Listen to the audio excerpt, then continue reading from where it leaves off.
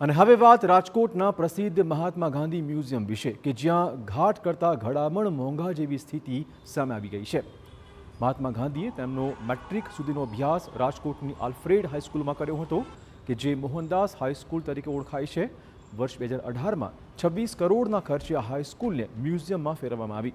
આધુનિક ટેકનિકનો ઉપયોગ કરી અદ્ભુત મ્યુઝિયમ તૈયાર કરાયું કે જેમાં ગાંધીજીના વિદ્યાર્થી કાળથી લઈને સંપૂર્ણ જીવનનો લોકોને પરિચય મળે।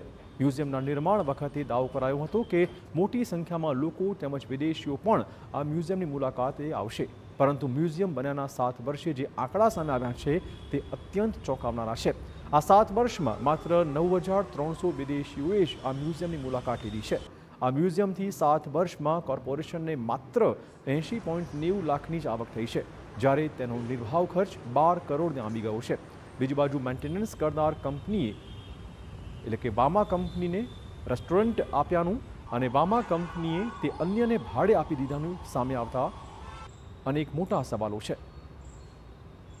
રાજકોટમાં સ્થિત મહાત્મા ગાંધી મ્યુઝિયમમાં સોના કરતાં ઘડામણ મોંઘી હોય તેવો ઘાટ છે તે સર્જાયો છે। આપણે દ્રશ્યો બતાવી રહ્યા છીએ આલ્ફ્રેડ હાઈસ્કૂલના, અને બાદમાં મહાત્મા ગાંધી હાઈસ્કૂલ પણ નામ આપવામાં આવ્યું કારણ કે આપણા રાષ્ટ્રપિતા મહાત્મા ગાંધીએ અહીંયા ધોરણ 3થી લઈને મેટ્રિક સુધીનો એટલે કે ધોરણ 10 સુધીનો અભ્યાસ આ જ સ્કૂલમાં કરેલો હતો ને ત્યારબાદ 2018માં નિર્ણય લેવામાં આવ્યો કે હવે આ સ્કૂલને મહાત્મા ગાંધી મ્યુઝિયમમાં પરિવર્તિત કરવામાં આવે, એટલે 26 કરોડના ખર્ચે 2018માં અહીંયા મહાત્મા ગાંધી મ્યુઝિયમ છે તે શરૂ કરવામાં આવ્યું ને મહાત્મા ગાંધીના આપણા રાષ્ટ્રપિતા મહાત્મા ગાંધીનું તમામ જીવન ચરિત્ર છે તે આ સ્કૂલમાં મ્યુઝિયમ તરીકે ઊભું કરવામાં આવ્યું। અને જ્યારે આ મહાત્મા ગાંધી મ્યુઝિયમ ઊભું કરવામાં આવ્યું ત્યારે દાવો હતો કે દેશના નાગરિકો તો આવશે, પરંતુ મોટી સંખ્યામાં વિદેશી નાગરિકો પણ અહીંયા આવશે અને મોટા પ્રમાણમાં આવક પણ સરકારને થશે અને જે મેન્ટેનન્સ છે તે થઈ શકશે। પરંતુ વાત છે, એક રિપોર્ટ એવો સામે આવ્યો છે કે અત્યાર સુધીમાં 7 વર્ષની જો વાત કરવામાં આવે તો 7 વર્ષમાં માત્ર મુલાકાતીઓ થકી 80 લાખ રૂપિયાની જ આવક તંત્રને થઈ છે ને જેની સામે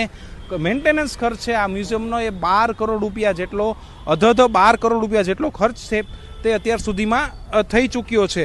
એટલે કે જે આવક છે તેની સામે મેન્ટેનન્સ ખર્ચ છે તે ખૂબ જ વધારે છે। ક્યાંક ને ક્યાંક રાજકોટ મહાનગરપાલિકા તંત્ર છે તે જે નાગરિકો છે, વિદેશી નાગરિકો છે તેને આકર્ષવામાં ક્યાંક ને ક્યાંક નિષ્ફળ ગયું છે।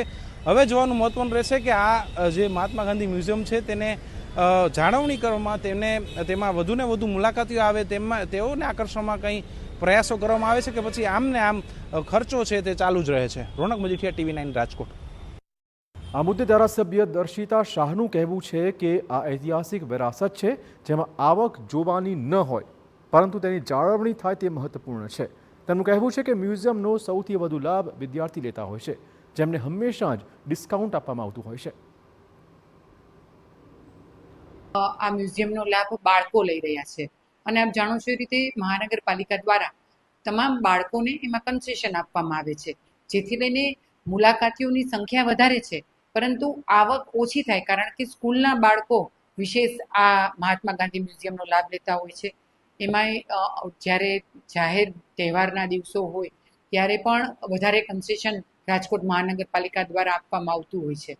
એટલે આવકનો વિચાર મને એવું થાય કે આ જે હેરિટેજ પ્રોપર્ટી છે ત્યાં ન કરવો જોઈએ।